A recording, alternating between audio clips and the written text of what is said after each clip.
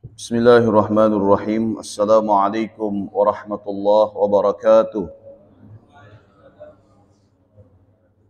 Nawaitu ta'alluma wa ta'lim wal ifadata wal istifadah wa tadhakkura wa tadhkir wal naf'a wal intifa' wal hatha 'ala tamassuki bi kitabillah wa sunnati rasulillah wa dilalata 'ala al huda wa du'a 'ala al khair.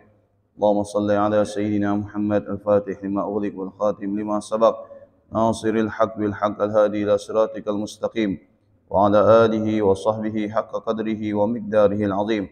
سبحانك لا علم لنا إلا ما علمتنا إنك أنت العليم الحكيم رب اشرح لي صدري ويسر لي أمري واحلل عقدة من لساني يفقه قولي وصلى الله على سيدنا محمد وعلى آله وصحبه وسلم والحمد لله رب العالمين الحمد لله رب العالمين وبه نستعين على أمور الدنيا والدين والصلاة والسلام على أشرف الأنبياء والمرسلين سيدنا محمد وعلى آله وصحبه أجمعين. قال المصنف رحمه الله ونفعنا وبعلومه في الدارين إلى أن قال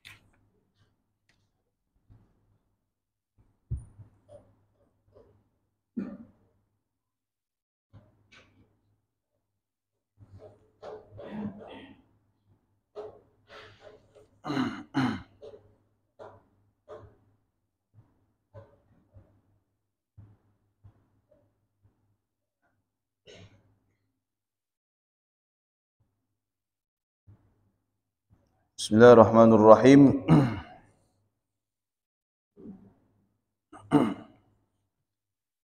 Alhamdulillahirabbil alamin. Allahumma shalli wa sallim ala sayyidina Muhammadin wa ala alihi wa sahbihi ajma'in. Qala al-musannif rahimahullah wa nafa'ana wa bi'ulumihi fid dharain ila an qala. Apa yang kita pelajari ini hadis arba'in, yaitu karya Imam Nawawi. Imam Nawawi rahimahullahu taala yang bernama Syaraf Abu Zakaria Syaraf An-Nawawi rahimahullahu taala, yaitu lahir di kota Nawa. Di kota Nawa. Makanya beliau itu marganya adalah An-Nawawi. Nawa itu di mana? Nawa itu di salah satu kota yang ada di negeri Syam. Ya, salah satu kota yang ada di negeri Syam. Imam Nawawi ini hidup dalam keadaan mengembangkan ilmu, mencari dan mengembangkan ilmu. Seorang imam yang bermadhab Syafi'i, ahli hadis sekaligus ahli fikih. Imam Nawawi ini saking nikmatnya menuntut ilmu dan mengembangkan ilmu sampai beliau itu tidak menikah. Tidak menikah. Hingga suatu kali ditanya, "Wahai imam, kenapa tidak menikah?" Ya, padahal bukankah menikah itu bagian daripada agama? Apa jawab beliau? Ya, jawab beliau adalah, "Saya khawatir ya kesibukan saya melayani istri akan mengalahkan kesibukan saya melayani ilmu." Jadi beliau lebih memilih ilmu ketimbang memilih menikah. Itu Imam Nawawi. Imam Nawawi kalau misalkan disebut perkataan Imam Nawawi, berarti Imam Nawawi yang mengarang hadis. Imam Nawawi yang dimaksud adalah Abu Zakaria, ya, Muhammad Syaraf An-Nawawi. Kalau misalkan Syekh Nawawi, itu yang Syekh Nawawi Al-Bantani. Syekh Nawawi Al-Bantani yang berasal dari Banten. Itu juga ahli hadis dan ahli fikih. Beda Imam Nawawi dengan Syekh Nawawi. Kalau Imam Nawawi yang ma'ruf, yang ini yang kita pelajari ilmunya. Imam Nawawi ini luar biasa, punya karomah, punya kedudukan, punya kemuliaan. sebagaimana yang dimiliki oleh para wali-wali. Karomah itu ada dua. Ada karomah hissi, ada ma'nawi. Karomah al-hissi itu adalah karomah yang bisa dicapai oleh mata dan telinga. Artinya secara fisik kita menyaksikan. Adapun karomah secara ma'nawi itu tidak bisa dicapai dengan mata, tidak bisa dicapai dengan telinga. Artinya sesuatu yang bisa diterima antara hati dengan hati. Jadi karomah itu terbagi menjadi dua, ada hissi, ada ma'nawi. Dan karomah ini diberikan oleh Allah kepada hamba-hamba pilihan. Utamanya adalah hamba-hamba yang mereka itu sempurna secara syariat. Karomah. Ya. Artinya apa? Ketika Allah memberikan karomah, berarti Allah memuliakannya. Tapi ingat, kemuliaan ini bukan arti dia ini dilepaskan oleh Allah begitu saja. Tidak. Tapi karomah ini untuk menguji. Apakah seseorang ini lulus dengan ujian atau tidak? Andai kata dia lulus, maka dia bertambah mulia. Andai kata dia tidak lulus, maka dia bertambah hina. Banyak orang diberikan oleh Allah kemuliaan, karomah, dan dia bertambah mulia, ada juga bertambah hina. Yang bertambah mulia contohnya Imam Nawawi. Ya, Imam Nawawi. Tapi sebaliknya, ada orang yang oleh Allah diberikan karomah, tapi dia bertambah hina. Seperti siapa? Seperti orang-orang yang kita baca sejarahnya dan dia itu mati dalam keadaan su'ul khatimah. Seperti siapa? Fir'aun. Seperti siapa? Qarun. Itu semuanya dapat karomah dari Allah. Dapat kemuliaan. Qarun diuji oleh Allah dengan harta. Ya. Fir'aun diuji oleh Allah dengan jabatan dan lain sebagainya. Tapi akhirnya apa? Akhirnya adalah su'ul khatimah. Maka karomah ini yang mereka su'ul khatimah itu dinamakan istidraj. Dinamakan istidraj. Kalau karomah dimiliki oleh orang-orang yang taat kepada Allah, kalau istidraj diberikan oleh Allah bagi orang-orang yang tidak taat kepada Allah. Imam Nawawi ini usianya berapa? 40 lebih. Ada yang mengatakan 45 tahun. Setelah itu beliau meninggal. Meninggalnya Imam Nawawi itu bukan meninggalkan harta, tapi meninggalkan kitab. Salah satu kitab yang kita pelajari ini adalah yang mengumpulkan 42 hadis yang berkaitan dengan perkara agama. Dan banyak karangan Imam Nawawi yang lainnya. Seperti apa? Seperti Al-Adhkar. Seperti Al-Adhkar. Seperti Riyadhus Shalihin. Itu ilmu hadis. Arba'in Nawawi. Ilmu hadis. Kemudian Syarah Al-Muhadzab. Ya. Kitab fikih itu ada sekitar 15 jilid. Kalau kita bertanya, berapa lama waktu Imam Nawawi itu nulis? Bayangkan, satu kitab itu, satu judul, itu ada jumlahnya 15 jilid. Ya, itu tentang fikihnya Syafi'i. Kira-kira berapa lama waktu untuk menulis sepanjang 15 jilid? Zaman dahulu bukan pakai komputer. Habis nulis di save, right? Kemudian bisa ngedit sendiri, bisa bisa membentuk sendiri tulisan. Ya, bukan seperti zaman sekarang. Zaman dulu orang menulis itu manual. Tapi bagaimana Imam Nawawi itu bisa menghabiskan waktunya untuk menulis beberapa karya? Padahal secara hitung-hitungan waktu Imam Nawawi sama dengan kita. Sehari punya 24 jam. Seminggu punya 7 hari, sebulan punya 29 atau 30 hari. Apa yang membuat beliau itu bisa menghasilkan karya-karya ilmiah? Jawabannya satu, waktunya diberkahi oleh Allah. Waktunya diberkahi oleh Allah. Sehingga ketika waktu diberkahi oleh Allah, beliau bisa memanfaatkan dan menghasilkan ilmu dan karyanya ilmiah. Ya. Nah, sekarang kita sama dengan Imam Nawawi, punya 24 jam. Kita punya waktu bertahun-tahun. Tapi satu karya pun kita tidak bisa menghasilkan. Karena itu tadi, keberkahan waktu yang kita miliki diambil oleh Allah. Tapi para orang-orang alim itu, ya kenapa mereka itu bisa sholat ratusan rakaat? Bahkan ada riwayat sholat ribuan rakaat. Kenapa mereka bisa khatam dalam satu hari berpuluh-puluh kali? Bahkan Imam Nawawi sendiri mencatat rekor di zaman sahabat itu ada yang mengkhatamkan Al-Quran antara waktu maghrib dengan isya sebanyak 8 kali. Kalau kita setel murattal pun tidak khatam, betul tak? Murattal itu setel dari juz pertama sampai juz 30, maghrib sampai isya tidak khatam. Tapi ada salah seorang sahabat, kata Imam Nawawi, yang memecahkan rekor antara maghrib dengan isya bisa khatam sebanyak 8 kali. Kok bisa? Imam Syafi'i menghatamkan Al-Quran di bulan Ramadan itu sebanyak 60 kali di luar solat. Di dalam solat bagaimana? Sayyidina Uthman ya menghatamkan Al-Quran di bulan puasa itu pada solat witir. Solat witirnya Sayyidina Utsman itu khatam Quran. Kok bisa? Padahal sama dengan kita, tidak sama. Sama, punya 2 kaki, punya 2 tangan, 1 kepala. Waktunya sama tidak? Sama waktunya. Yang membedakan apa? Waktu mereka diberkahi oleh Allah. Waktunya mereka diberkahi oleh Allah. Sehingga antara maghrib dan isya ya, itu terasa begitu lama. Itu terasa begitu lama. Jadi mereka bisa menghabiskan waktu itu untuk apa? Untuk ibadah. Memanfaatkan waktu itu untuk ibadah. Kita pernah tidak merasa waktu itu lama? Pernah tidak? Antara maghrib dengan isya kita sikit-sikit lihat jam. Sikit-sikit lihat HP. Betul tidak? Pernah kan?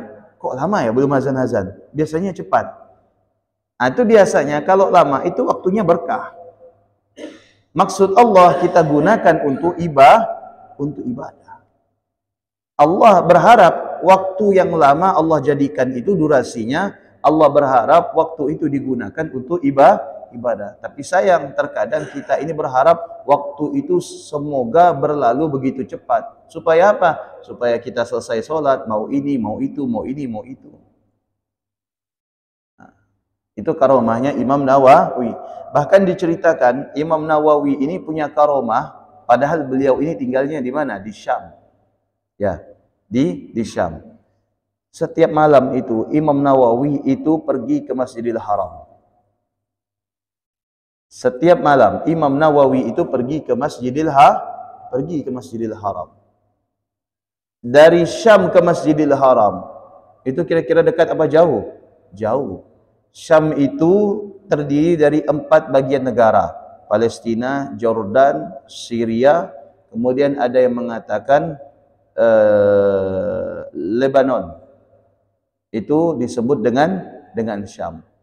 Itu kalau ke Masjidil Haram ya pakai mobil, ada yang mengatakan lamanya itu sekitar 10 jam, ada yang mengatakan 15 jam. Setiap malam Imam Nawawi itu tawaf di Mekah. Itu karomahnya Imam Nawawi. Tapi jangan diikut, Imam Nawawi tidak nikah. Ya, dengar Imam Nawawi tidak nikah, ada pula yang tidak mau nikah. Jangan. Imam Nawawi benar-benar tidak menikah. Untuk apa? Mendedikasikan umurnya untuk ilmu. Tapi kalau kita di zaman sekarang ini lebih aman dan terhindar daripada fitnah itu menikah. Yang sudah menikah bagaimana Ustaz? Ya sudah, jangan minta nikah lagi. Ya. Bismillahirrahmanirrahim. Al-hadithul awal, hadis yang pertama. An Amiril Mu'minin Abi Hafs Umar bin Khattab radhiyallahu taala anhu qala sami'tu Rasulullah sallallahu alaihi wasallam yaqul innamal a'malu binniyat wa innama likulli imri'in ma nawa faman kanat hijratuhu ila Allah wa rasulih fa hijratuhu ila Allah wa rasulih wa man kanat hijratuhu lid-dunya yusibuha aw imratun yunkihuha fa hijratuhu ila ma hajara ilaih. Rawahu Imamul Muhaddithin Bukhari Abu Abdullah Muhammad bin Ismail wa rawahu al-Imam Abu Hasan Muslim Al-Hujjaj bin Muslim Al-Qushairi rahimahullah ta'ala rahmatul abrar. Pertama, hadis yang pertama ini diriwayatkan oleh Amirul Mukminin. Siapa? Abi Hafs Umar bin Khattab. Umar bin Khattab ini kunyanya adalah Abu Hafs. Abu Hafs. Ya, dan julukannya adalah Amirul Mukminin. Kenapa Sayyidina Umar itu digelar Amirul Mukminin? Sebagian para ulama mengatakan Amirul Mukminin ini gelar khusus untuk Sayyidina Umar. Gelar khusus untuk Sayyidina Umar. Asal muasalnya Sayyidina Umar ini digelar Amirul Mukminin itu kenapa? Karena saat Sayyidina Umar sebelum wafat, itu Sayyidina Umar khutbah di hadapan sahabat. Pada saat Sayyidina Umar menjabat sebagai khalifah. Khutbah di hadapan para sahabat. Ya. Apa kata beliau? An ayyuhan nas antumul mu'minun wa ana amirukum. Wahai sekalian manusia, kalian adalah orang-orang yang beriman, sedangkan saya adalah amirukum, pemimpin kalian. Kalian adalah orang-orang yang beriman. Antumul mu'minun, kata Sayyidina Umar. Wa ana amirukum. Dan saya adalah pemimpin kalian. Maka ini asal muasal Sayyidina Umar itu digelar Amirul Mu'min, yang mendengar mukminun, orang-orang mukmin, yang berbicara pemimpinnya, maka diberi gelar Amirul Mu'minin. Itu asal muasalnya. Fasamma Amirul Mu'minin wa kana qabla dhalika yaqulu ya khalifah Rasulillah walladhi kanahu bi Abi Hafs an-Nabi lamma ra'a fihi min asy-syiddah wal hafas lughatan al-asad. Abi Hafs ini artinya adalah bapak singa. Bapak singa. Hafs itu artinya singa. Ya, Hafs itu artinya singa. Nah, salah satu keistimewaan Sayyidina Umar ini adalah beliau diberi gelar Abu Hafs. Kenapa? Pada saat itu Nabi SAW bermimpi. Di dalam mimpi itu Nabi SAW itu melihat ada kejadian yang sangat dahsyat. Ada kejadian yang sangat dahsyat. Sehingga kejadian itu ya tidak bisa diredam kecuali oleh Sayyidina Umar. Umar. Pada saat itu Sayyidina Umar belum masuk ke dalam agama Islam. Maka ketika Nabi SAW bangun dari tidurnya, kemudian Nabi duduk bersama para sahabat, dan kemudian Nabi SAW berdoa, Allahumma izzal Islam bi ahadil umarain. Ya Allah, muliakan agama Islam ini dengan salah satu di antara dua Umar. Karena pada saat itu ada dua Umar. Umar bin Khattab dengan Umar bin Hisham. Umar bin Hisham ini siapa? Abu Jahal.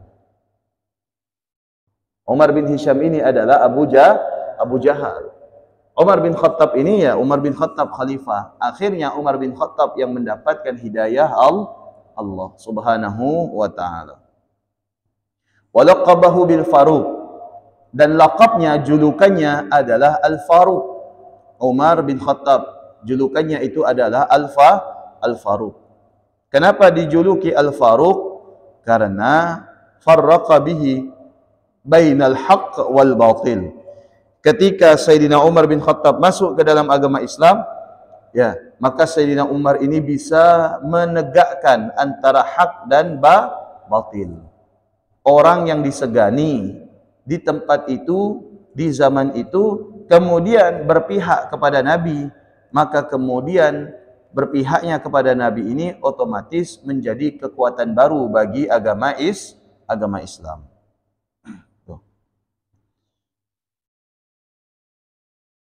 Faqala Rasulullah sallallahu alaihi wasallam, atani Jibril faqala qad istabshar ay fariha ahlu sama' bi islami Umar. Masuknya Sayyidina Umar ke dalam agama Islam itu disambut baik oleh penduduk langit. Siapa? Malaikat. Istabsyara Nabi sallallahu alaihi wasallam. Nabi mendapatkan kabar baik.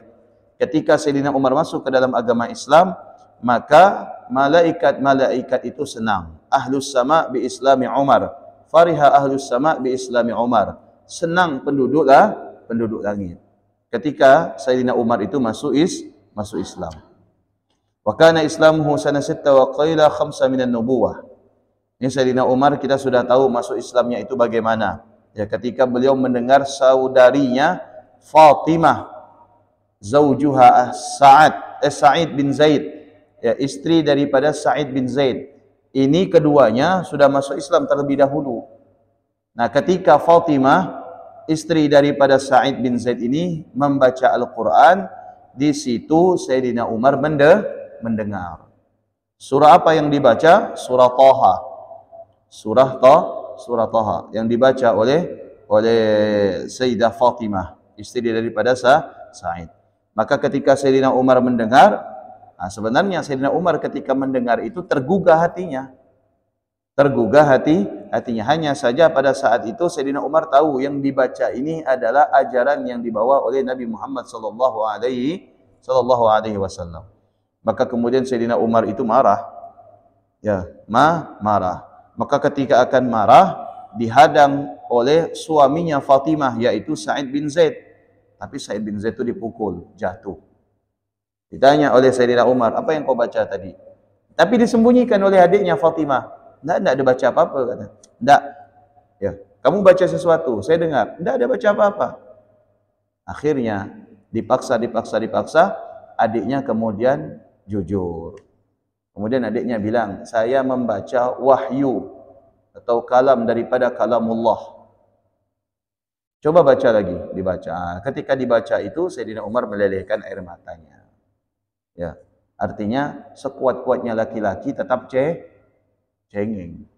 Ya, tetap cengeng. Sekuat-kuatnya laki-laki tetap cengeng. Walaupun gelarnya bapaknya singa. Ya, walaupun gelarnya preman, kepala pukul, samsek. Ya, tapi begitu terkena hatinya, dia tetap menangis. Nah, disitulah manusia itu memiliki fitrah. Artinya setiap manusia itu sudah Allah takdirkan. Ada waktunya sedih, ada waktunya bahagia. Tidak ada manusia itu bahagia terus tidak ada sedihnya. Pasti ada sedihnya. Tidak ada manusia itu sedih terus tidak ada bahagianya. Pasti ada masa-masa dia itu berbahagia. Wa huwa radhiyallahu ta'ala anhu afdhalus sahabah ba'da Abi Bakar. Kita bahas perawinya dulu. Jadi ada hadis Nabi SAW, ya, hadis yang berbunyi innamal a'malu binniyat. Innamal a'malu binniyat. Setiap perkara itu tergantung niatnya. Periwayatnya siapa? Sayyidina Umar. Yang mendengar langsung dari Nabi itu Sayyidina Umar. Perawi akhirnya siapa? Yaitu Imam Bukhari dan Imam Muslim. Imam Bukhari dan Imam Muslim ini sezaman tidak dengan Sayyidina Umar? Sezaman tidak? Tidak sezaman. Tidak sezaman. Ya. Sayyidina Umar itu di zaman Nabi, sedangkan Imam Bukhari dan Imam Muslim bukan sezaman dengan Nabi. Masa dari Sayyidina Umar ke Imam Bukhari atau Imam Muslim itu kira-kira berapa abad? Ada yang mengatakan 7 abad. Selangnya itu 7 abad, 700 tahun. Nah, dari masa ke masa ini Imam Bukhari dan Imam Muslim untuk mendapatkan hadis harus menemui orang yang semasa sebelum beliau. Beliau datang dulu ke ahli hadis. Misalkan Imam Bukhari ini berasal dari mana? Samarkandi di Uzbekistan. Uzbekistan kan? Uzbekistan. Ya. Pergi ke mana misalkan? Pergi ke Madinah. Berangkat ini Imam Bukhari ke Madinah. Cari siapa periwayat hadis. Oh, ini ada periwayat hadis namanya Syekh Fulan, pergi. Benar tidak meriwayatkan hadis? Benar. Hadis apa? Tentang niat seperti ini dapat. Berarti dapat orang periwayat dari satu zaman. Orang yang meriwayatkan ini yang menyampaikan kepada Imam Bukhari dapat juga dari orang-orang sebelumnya sampai kepada Sayyidina Umar. Itu yang disebutkan dengan mata rantai hadis. Itu yang disebut dengan zaman. Kira-kira mudah tidak menemukan orang yang meriwayatkan hadis ini? Susah. Bukan kayak zaman sekarang. Kalau zaman sekarang mungkin buka pelang depan rumahnya. Ya, perawi hadis. Kalau zaman dulu tidak ada, dicari dulu. Dan orang yang meriwayatkan hadis bisa diterima apabila kriterianya memenuhi syarat. Imam Bukhari datang ke seseorang yang katanya meriwayatkan hadis, dilihat dulu oleh Imam Bukhari, ini orang benar tidak meriwayatkan hadis. Oh, ternyata orang ini suka berbohong, berarti hadisnya tidak bisa diterima. Oh, ternyata orang ini suka mengada-ngada, berarti hadisnya tidak diterima. Untuk satu hadis saja ada kriterianya. Bagaimana Imam Bukhari itu bisa mengumpulkan sekian ribu hadis? Perlu berapa lama kira-kira waktunya? Satu hadis itu oleh Imam Bukhari ditempuh jalan ratusan kilometer untuk satu hadis. Dan Imam Bukhari harus rela merogoh hartanya dalam-dalam supaya dapat satu hadis. Hingga diceritakan suatu kali Imam Bukhari ini berada di dalam kapal. Nah, Imam Bukhari ini latar belakangnya adalah orang kaya. Dia bekal emas satu kantong. Untuk apa emas ini? Supaya mendapatkan hadis Nabi SAW yang didapatkan dari perawi-perawi. Begitu di kapal, ini nahkoda, lihat Imam Nawawi yang pada saat itu, maaf, di usia yang sangat muda, bekal emas sekantong. Tergiur hatinya. Untuk apa? Untuk mengambil emas daripada Imam Bukhari. Anak muda punya emas sekantong. Ya, sementara nahkoda kapal nih lihat, ya, ini emas sekantong banyak nih. Akhirnya apa? Ada niat untuk mengambil uang tersebut. Dan Imam Nawawi tahu kalau emasnya ini menjadi incaran nahkoda kapal. Apa yang dilakukan oleh Imam Nawawi? Itu emas sekantong, Imam Bukhari, emas sekantong dibuang ke laut. Begitu dibuang ke laut tanpa pengetahuan nahkoda kapal, nahkoda bertanya, "Nak, mana kantong emas tadi?" Ya. Bisa saja Imam Bukhari ini berbohong, betul enggak? Enggak ada. Tidak ada. Tapi Imam Bukhari menjaga kualitas hadis yang ada di dalam dirinya, enggak mau bohong. Dibuang itu sekantong emas. Ketika ditanya, "Mana uangnya?" Udah enggak ada, itu saya buang. Lihat Imam Bukhari menjaga kualitas hadis. Seperti itulah para ulama hadis itu menjaga kualitas hadis, baik di dalam dirinya atau hadis yang akan diambil dari orang lain. Satu hadis yang diriwayatkan oleh satu orang itu tidak langsung diterima oleh Imam Bukhari, tapi oleh Imam Bukhari harus melalui kriteria. Dilihat akhlaknya. Orang ini akhlaknya cacat tidak? Oh tidak, bagus. Dilihat dari daya hafalannya. Kuat tidak orang ini? Oh pikun rupanya. Tidak bisa diterima. Kuat tidak hafalannya? Benarnya apa yang diriwayatkan ini sesuai yang dia terima daripada orang sezaman, dari zaman sebelumnya sampai kepada Nabi. Itu ada perubahan tidak? Secara redaksinya ada perubahan, penambahan dan pengurangan kalimat. Diteliti oleh Imam Bukhari. Satu hadis. Ada 6.000 hadis. Berapa lama kira-kira? Ya, berapa lama kira-kira? Untuk satu hadis, Imam Bukhari harus menempuh jalan ratusan kilometer. Dari Samarkand misalkan ke Madinah. Balik lagi Imam Nawawi ke Samarkand. Berangkat lagi ke Mekah. Putar-putar di negeri Hijaz. Mekah, Madinah, dan yang sebagainya, Taif dan yang sebagainya, mencari siapa yang pernah bertemu dengan sahabat. Selesai Imam Bukhari, tidak sampai di situ, cari lagi di negeri lain, Persia dan yang sebagainya. Karena sahabat ketika meninggal Nabi SAW, sahabat itu berpencar. Itu Imam Bukhari mengumpulkan hadis. Maka kita mempelajari hadis ini adalah salah satu bentuk penghormatan kita kepada Imam Bukhari. Hadis ini harus harus dijaga karena ini pustaka atau warisan daripada Nabi SAW. Andai kata Imam Nawawi saja menghabiskan waktu, kemudian menghabiskan hartanya untuk satu hadis, maka kita juga demikian, harus mengorbankan waktu, mengorbankan tenaga, mengorbankan harta untuk apa? Mempelajari warisan yang diwariskan oleh Nabi SAW. Kalau misalkan kita semua tidak mau mempelajari hadis, siapa yang akan mempertahankan hadis ini? Siapa kira-kira? Yang mau mempertahankan hadis ini siapa? Sedangkan sumber hukum itu sebagian sumbernya daripada daripada hadis. Jelas Pak ya? Lanjut ke biografinya Sayyidina Umar. Ya. Sayyidina Umar radhiyallahu taala anhu ini adalah sahabat yang paling afdal setelah Abu Bakar. Siapa yang mendudukkan keutamaan-keutamaan sahabat ini, ya keutamaan-keutamaan sahabat ini yang mendudukkannya adalah para ulama. Sahabat yang paling afdal setelah Nabi siapa? Abu Bakar. Apa alasannya? Oh, karena Abu Bakar menemani Nabi hijrah. Karena Abu Bakar ada di dalam Al-Quran. Yang dimaksud oleh Allah, ya, idhuma fil ghar. Sedangkan dia berdua berada di dalam gua Hira. Siapa? Tentunya Nabi dengan Abu Bakar. Ada ayat yang turun sebab Abu Bakar. Maka para ulama mayoritas mengatakan Abu Bakar afdal setelah Rasulullah. Kemudian ditambah lagi oleh Nabi SAW, penguat apa kata Nabi SAW? Andai kata ada Nabi setelahku, maka Abu Bakar layak menjadi Nabi. Ditambah lagi dengan ungkapan cintanya Nabi kepada Abu Bakar.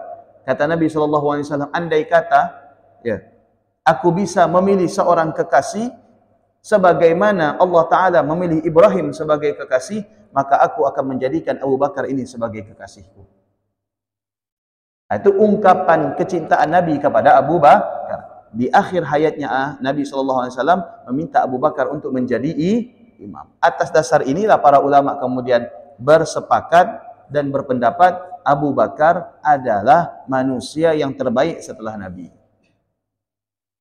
Setelah itu siapa? Sayyidina Umar. Dibaiatlah Sayyidina Abu Bakar. Wafat Sayyidina Abu Bakar, dibaiatlah Sayyidina Umar. Sayyidina Umar menjadi ya orang terafdal setelah Nabi dan setelah Abu Bakar. Kenapa? Karena itu tadi Sayyidina Umar dibaiat setelah mangkatnya Sayyidina Abu Bakar. Ya. Sayyidina Umar itu menjabat sebagai khalifah paling lama di antara sahabat-sahabat yang lain. Ya, paling lama. Ada yang mengatakan itu sekitar 8 tahun, ada yang mengatakan belasan tahun. Sayyidina Abu Bakar menjadi seorang khalifah. Paling lama itu bukan Sayyidina Abu Bakar, Sayyidina Umar. Sayyidina Umar radhiyallahu taala anhu. Nah, ceritanya Sayyidina Umar ini wafat pada saat apa? Pada saat mengimami salat subuh. Siapa yang membunuh Sayyidina Umar? Budak daripada Marwan. Jadi pada saat itu perang Hudaybiyah. Kalau saya tidak salah, penaklukan kota Persia oleh Sayyidina Umar. Ketika takluk, salah seorang panglima perang ini tertawan. Ketika tertawan, dibeli oleh sahabat Nabi yang bernama Marwan. Kalau saya tidak salah. Dibeli untuk dijadikan budak. Ternyata ketika mantan panglima perang ini menjadi budak, dia ini pura-pura. Karena dia merasa dendam. Sayyidina Umar ini telah merobohkan kerajaan rajanya. Kan Raja Persia pada saat itu, kata Nabi SAW, akan ditaklukkan oleh Sayyidina Umar. Pura-pura dia menjadi hamba, menjadi budak. Kerja ini, kerja itu, kerja ini. Padahal panglima perang ini. Sambil dia kerja, sambil dia itu mengasah sebilah pisau. Diasahnya setiap hari. Diasah setiap hari. Ya, namanya siapa? Abu Lu'lu'ah al-Majusi. Ya, diasah setiap hari kemudian dikasih racun. Begitu dia intai itu Sayyidina Umar, oh Sayyidina Umar ternyata setiap subuh itu ngimami sholat. Maka dia berada di saf belakang, tepatnya di belakang Sayyidina Umar. Sahabat yang pada saat itu, kalau saya tidak salah, ada 2 sahabat melihat kok tumben orang ini berada di belakang imam. Tumben-tumbennya ini orang ada di belakang imam. Biasanya di belakang imam ini para sahabat, Abu Hurairah, Ibnu Mas'ud, dan lain sebagainya. Tapi ini kenapa ada orang asing? Sudahlah, husnuzon. Mungkin dia ingin sholat di belakang imam. Nah, sebelum Sayyidina Umar takbir, Sayyidina Umar itu diam. Diam, seakan-akan ada firasat tidak baik. Noleh Sayyidina Umar, begini. Diam Sayyidina Umar, ya sudah. Ya. Allahu Akbar. Itu semuanya takbir. Allahu Akbar. Langsung ditusuk. Cupra. Langsung ditusuk bagian perut bagian samping. Ya. Teriak Sayyidina Umar. Allahu Akbar. Dan saat itu tidak ada lampu. Tidak ada lampu. Sahabatnya dengar, kenapa Sayyidina Umar teriak lagi? Padahal barusan itu takbiratul ihram. Jebuk, jatuh. Oh, ternyata Sayyidina Umar jatuh. Sahabat kemudian mendekati, dilihatnya Sayyidina Umar tertusuk. Bukan satu kali ditusuk lagi. Maka kemudian Abu Lu'lu'ah itu lari. Ketika lari, itu sahabat yang menghadang ditusuk lagi. Menghadang ditusuk lagi, sehingga belasan sahabat, di antara belasan itu ada sekitar 3 orang yang meninggal akibat tusukan Abu Lu'lu'ah al-Majusi. Nah, kemudian Sayyidina Umar dibawa, kemudian maju menjadi imam. Kalau saya tidak salah, Abdullah bin Mas'ud maju menjadi imam. Ya.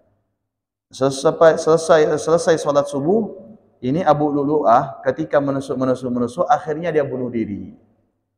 Karena dia yakin tetap dia akan mendapatkan kisos, dibunuh. Hukumannya tetap dia akan dibunuh. Apalagi yang dibunuh ini adalah seorang Amirul Mu'minin. Ya, bunuh diri dia, mati dia. Maka kemudian apa yang terjadi? Sayyidina Umar dipinggirkan, sahabat menyelesaikan sholat. Sampai menyelesaikan sholat, kata Sayyidina Umar, saya ingin sholat. Ya, saya ingin sholat. Sholat Sayyidina Umar. Maka pada saat itu dipanggilkan tabib, dokter, untuk memeriksa Sayyidina Umar. Ternyata itu pisaunya sudah dikasih racun.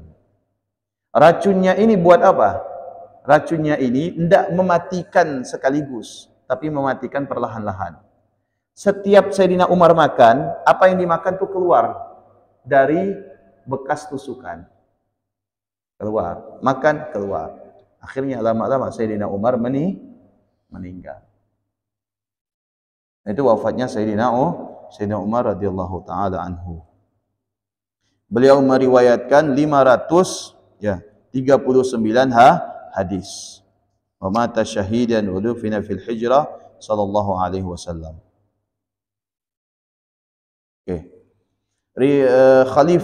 Kekhalifahan Sayyidina Umar bin Khattab itu berlangsung selama 10 tahun 6 bulan. Nafa'anallahu bihi amin. Innamal a'malu binniyat. Nabi SAW bersabda, innamal a'malu binniyat. Ay innamas sihhatuha binniyatiha. Sesungguhnya ya, amal itu dianggap benar apabila niatnya juga benar. Yang menjadi tolak ukur di sini adalah niat. Amal itu dianggap benar apabila niatnya itu juga benar. Ya. Fala yasihhul amal biduni niyah. Maka setiap amal yang kita kerjakan tanpa niat dianggap tidak sah. Dianggap tidak sah. Makanya niat ini menjadi tolak ukur. Niat ini menjadi tolak ukur. Jadi jangan kita melakukan sesuatu itu tanpa niat.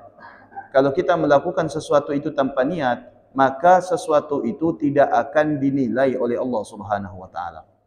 Saya kasih contoh, misalkan kita bekerja dengan niat dan tanpa niat, kira-kira sama atau beda? Beda. Bukan beda menurut kita, tapi beda menurut Allah. Kalau bagi kita, kerja dengan niat dan tanpa niat sama tidak? Sama. Turunnya pagi, balik sore. Tidak ada orang kerja niat turun pagi balik siang. Tidak pakai niat turun pagi balik sore. Tidak. Sama. Tapi yang membedakan apa? Di mata Allah. Ketika kita bekerja niat untuk ibadah, menjalankan kewajiban kita selaku kepala rumah tangga terhadap anak dan istri, di situ Allah memberikan keberkahan.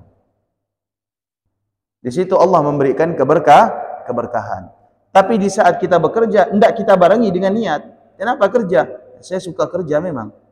Tidak kita niatkan kerja ini lillahi ta'ala, tidak kita niatkan kerja ini untuk ibadah, tidak kita niatkan kerja ini untuk tanggung jawab kita terhadap keluarga, maka bagi Allah kerja kita itu tidak ada berkahnya. Oleh Allah tidak diberikan pahala. Sama dengan kita minum. Minum dengan niat baik atau minum dengan tanpa niat berbeda. Tapi manfaatnya ada, sama-sama menghilangkan haus, sama-sama menghilangkan dahaga. Tapi bedanya apa? Ketika minum dengan niat. Niat apa? Supaya dengan minum ini saya bisa beribadah. Dengan ketika minum tanpa dibarengi dengan niat, itu di mata Allah berbeda. Ketika saya niatkan minum ini untuk menguatkan saya ibadah, maka di situ Allah memberikan pahala setiap minuman yang saya teguh. Ketika minuman ini tidak dengan niat, maka di situ pahalanya tidak ada. Kira-kira jelas? Nah, niat ini faktor utama setiap amal. Maka perbaiki niat kita. Amal apapun yang kita kerjakan, perbaiki niat kita. Karena niat ini menjadi tolak ukur amal seorang hamba. Makanya dikatakan oleh Nabi SAW, niatul mu'min khairu bin amali. Orang mukmin kalau sudah niat, itu oleh Allah niatnya diterima sebelum dia beramal. Orang yang beriman ketika mau ibadah, niat saja, baru niat misalkan, saya niat nanti mau sholat zuhur di masjid. Belum kita sholat zuhur di masjid, oleh Allah, oleh malaikat sudah dicatat. Kalau kita sudah berniat baik, itu unggulnya niat baik. Tapi kalau niat buruk, belum dicatat kecuali ada usaha untuk melakukan keburukan. Makanya dikatakan niatul fajir syarrun min amali. Ya, niatul fajir syarrun min amali. Sesungguhnya niat seorang pelaku keburukan itu lebih buruk daripada amalnya. Karena yang mendorong dia untuk melakukan sesuatu itu adalah niat. Wallahu a'lam bishawab. Ada yang mau ditanyakan?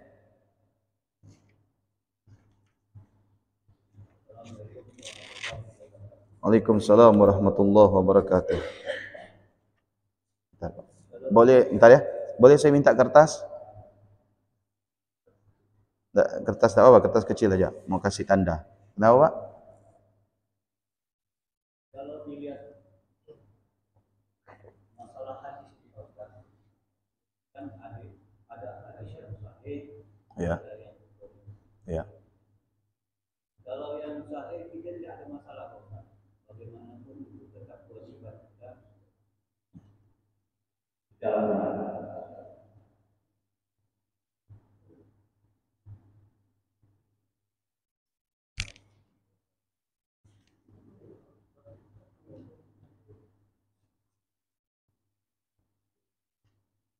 Tapi kalau yang pinjam pulpen, kenapa harus secara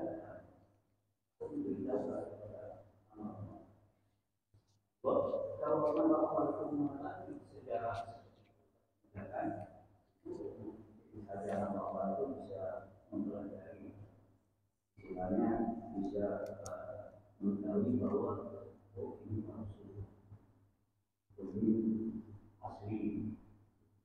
Kalau orang yang tidak tahu sama sekali kan, saya rasa ya. Mereka itu untuk menentukan asli atau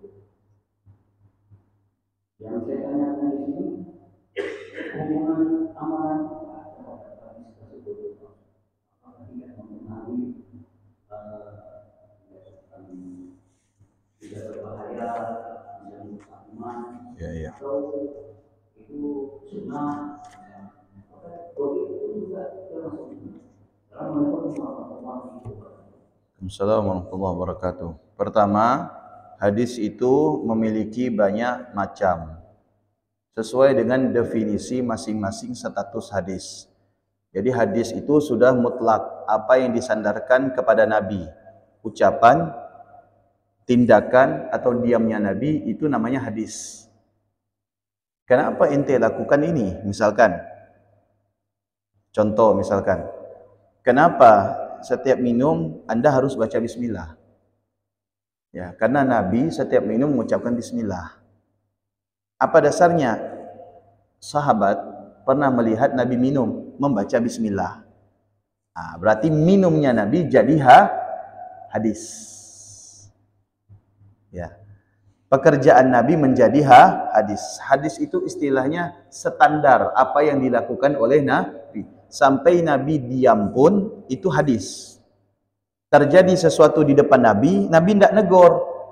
Ya, Nabi diam, berarti hadis. Ditegur oleh Nabi, salah, hadis juga. Tapi hasilnya nanti menjadi semacam hadis larangan. Kalau Nabi diam, menjadi hadis, istilahnya isinya itu diperbolehkan melakukan hal tersebut. Itu. Statusnya banyak. Ada sahih, ada hasan, ada dhaif, ada maudhu, ada gharib, ada musalsal, ada masyhur, ada mu'an'an, ada munqalib, ada mutar, dan seterusnya. Nah, status ini mendefinisikan keadaan hadis. Hadis sahih berarti perawinya dari Imam Bukhari, ya, Imam Bukhari, terus manusia zaman sebelumnya, sampai yang mendengarkan hadis itu ke Nabi, semuanya orang-orang yang berbeda generasi itu adalah mereka sudah mencapai tingkatan sahih. Jadi orangnya sahih, hadisnya juga sahih. Apa syaratnya sahih ini? Pertama, ya, orang-orangnya ini adil. Bukan adil dalam hal poligami, bukan. Adil di sini maknanya apa? Kelakuannya. Kelakuannya itu adil, maknanya apa? Baik, tidak ada cacat. Tapi kemanusiaan tidak sempurna, Ustaz. Ya, tapi cacatnya ini tidak mengurangi kualitas hadis. Contoh yang saya contohkan tadi, cacatnya seperti apa? Seperti cacat secara perilaku. Cacat seperti perilaku itu seperti apa? Dia ini, ya, orangnya misalkan ya, kalau jalan masih suka pakai celana pendek. Ini cacat, tidak bisa meriwayatkan hadis. Kenapa? Karena laki-laki auratnya itu dari pusar sampai ke dengkul. Sedangkan membuka aurat itu adalah aib, termasuk dosa. Maka dianggap cacat. Oh, berarti tidak bisa meriwayatkan hadis. Gugur. Dari sahih gugur. Kenapa gugurnya? Karena perilakunya kurang baik. Nah, itu Pak ya. Dhaif kenapa? Dhaif itu ya sebab itu. Lemahnya hadis karena kualitas orangnya tidak memenuhi. Dhaif itu ada dua. Ada karena orang, ya, ada karena orangnya, ada karena redaksinya yang memang cacat. Kalau misal karena orangnya yang cacat, sebagian para ulama masih menerima hadis dhaif. Kenapa? Bisa saja hadisnya itu original, kabarnya itu original, tetapi dibawa oleh orang yang cacat. Bisa enggak? Bisa. Yang kedua, cacat itu dari segi redaksinya. Ada perubahan. Dari zaman tabi'in sampai kepada zaman Imam Bukhari ada perubahan. Dan ini tidak tetap. Kadang A, kadang B, kadang A, kadang B. Redaksinya itu berubah. Nah, ini dhaif, tidak bisa dipakai. Kenapa? Karena redaksinya berubah terus. Jadi keasliannya tidak bisa dijamin.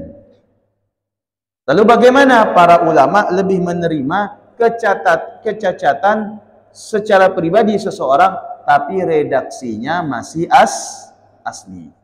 Kapan dibuktikan redaksi itu asli? Apabila ada orang lain yang meriwayatkan. Oh, ternyata bukan dia saja yang meriwayatkan hadis ini. Ada juga yang meriwayatkan yang lain. Siapa? Pak Ahmad misalkan. Pak Ahmad sama riwayatnya. Hadisnya sama, tidak berubah. Pak Ahmad ini orangnya lebih baik daripada misalkan Pak Abdullah. Nah, berarti hadisnya bisa diterima. Walaupun secara jalurnya itu adalah dhaif.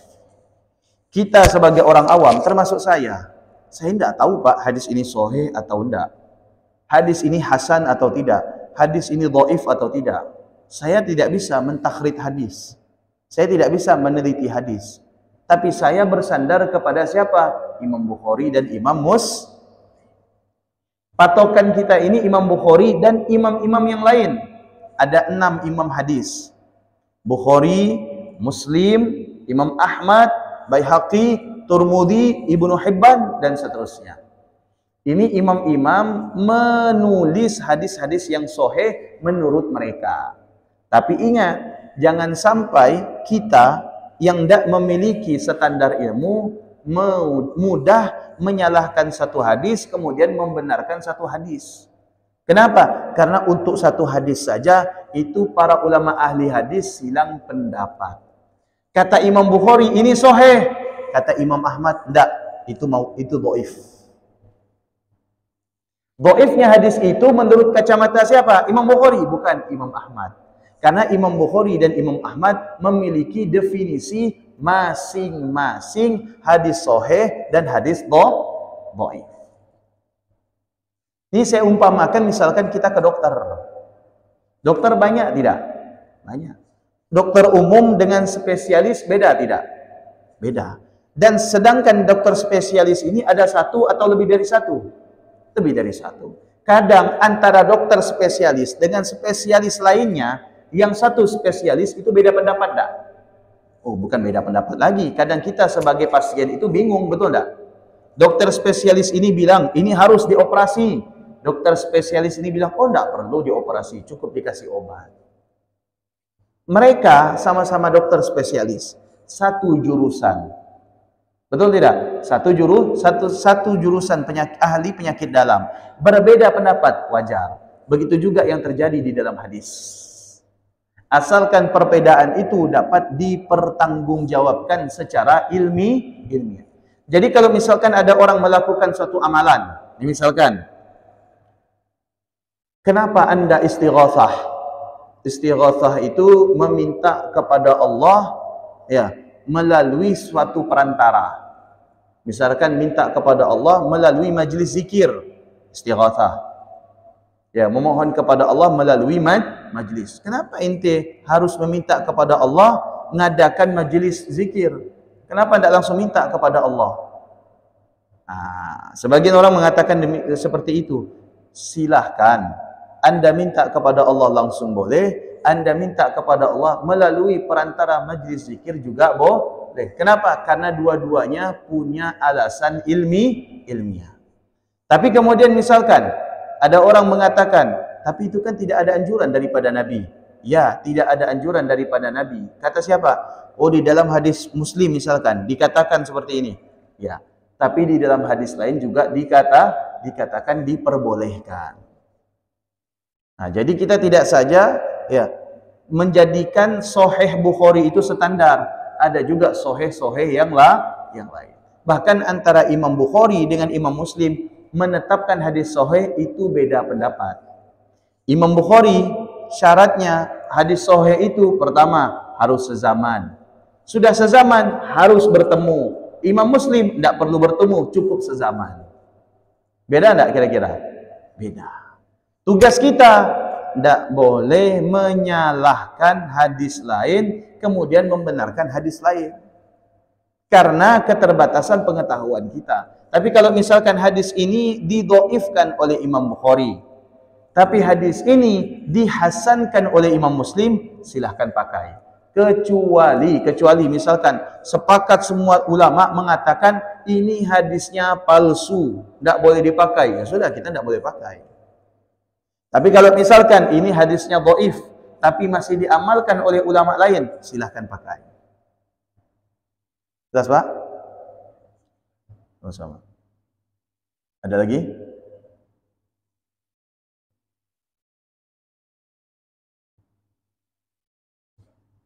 Sudah? Ya. Jadi kesimpulannya ilmu hadis itu sangat dalam. Dalam. Maka untuk menentukan hadis bukan kapasitas kita. Terkadang ada orang ya yang tidak bermadhab ini, mereka selalu membawa hadis. Mereka bilang ini cara solat ala Nabi, ini cara solat ala Imam Syafi'i. Pilih mana? Secara nalar ya kita pilih Nabi. Betul tidak? Oh jelas pilih Nabi dong. Makanya solat pakai cara Nabi itu lebih afdol daripada solat pakai cara Imam Syafi'i. Dia tidak tahu kalau Imam Syafi'i ini juga dapat dari Nabi. Betul tidak? Imam Syafi'i ini dapat dari mana? Dari Abu Jahal? Tidak. Dapat dari Nabi. Lah kok bisa ada orang seperti itu mencoba untuk membedakan antara Nabi dengan Imam Syafi'i? Sedangkan kapasitas dia tidak sama dengan Nabi, tidak sama juga dengan Imam Syafi'i. Kecuali yang menilai seperti itu Imam Malik, gurunya Imam Syafi'i. Ya. Ada orang seperti itu. Nih, tata cara sholat ala Nabi, tata cara sholat ala Imam Syafi'i. Pilih mana ente? Nabi sudah jelas, Nabi. Imam Syafi'i ini siapa? Manusia, bisa salah, bisa lupa lah. Imam Syafi'i memang bisa salah, bisa lupa, tapi Imam Syafi'i kesalahannya tidak lebih daripada kesalahan kita. Imam Syafi'i dapat ilmu sholat dari mana? Dari gurunya. Gurunya dari siapa? Dari Nabi. Nah, Anda juga dapat memahami hadis Nabi dari siapa? Dari guru Anda.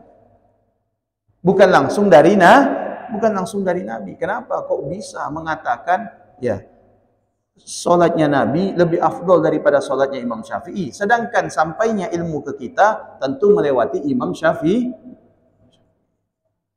Nah, memang ada bahasa kita itu propaganda semacam itu tuh memang ada. Yang mengajak kita itu tidak usah pakai madhab, langsung kembali kepada hadis Nabi. Itu salah. Karena kita semua tidak tahu mana hadis yang sahih, mana hadis yang tidak sahih. Keterbatasan kita. Maka kita sholat, kita puasa, kita zakat dengan rumusan yang telah dirumus oleh Imam Syafi'i. Ya, Pak. Assalamualaikum warahmatullahi wabarakatuh.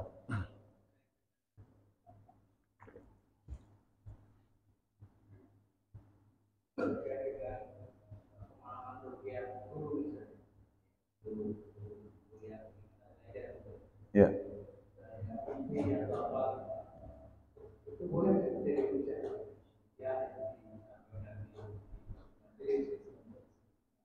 Pengalaman melalui mimpi.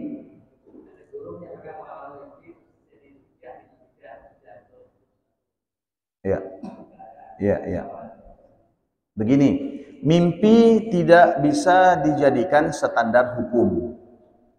Mimpi tidak bisa dijadikan standar hukum kecuali mimpinya Nabi. Mimpinya Nabi itu menjadi standar hukum. Seperti apa? Nabi mimpi azan. Syariatnya azan melalui mimpinya Nabi. Turunlah kemudian syariat azan. Syariat kurban melalui mimpi atau tidak? Mimpi. Mimpinya Nabi Allah Ismail. Mimpinya Nabi Allah Ibrahim. Menjadilah yang namanya hukum. Kalau Nabi tidak apa-apa. Tapi kalau kita tidak bisa menjadi hukum. Tidak bisa menjadi hukum. Tetapi bisa menjadi motivasi apabila yang ada di dalam mimpi itu tidak bertabrakan dengan syariat. Saya contoh misalkan, saya mimpi tadi malam didatangi oleh seseorang. Orang ini bilang, wahai hamba Allah, perbanyak membaca istighfar minimal 1 kali 1000 supaya Anda meninggal dalam keadaan husnul khotimah. Lalu saya amalkan, boleh. Karena memotivasi saya supaya saya ini mendapat ampunan Allah. Yang tidak boleh, misalkan seperti ini. Datang seseorang bilang kepada saya, ente sholatnya jangan 5 waktu, tapi 3 waktu. Ente, Ustadz Sobirin, sholatnya jangan 5 waktu, itu sholatnya orang umum. Karena ente levelnya sudah menjadi ustadz, ente sholatnya cuma 3 waktu. Nah, ini tidak dibenarkan. Kenapa? Bertabrakan dengan apa yang telah disyariatkan. Jelas, Pak? Nah, mimpi yang bisa menjadi hujah apabila mimpi yang memotivasi kita untuk berbuat baik. Mimpi yang tidak memerintahkan kepada kita untuk melanggar aturan Allah. Kalau ada mimpi yang semacam itu berarti mimpinya itu dari syaitan. Jelas, Pak? Sudah ya?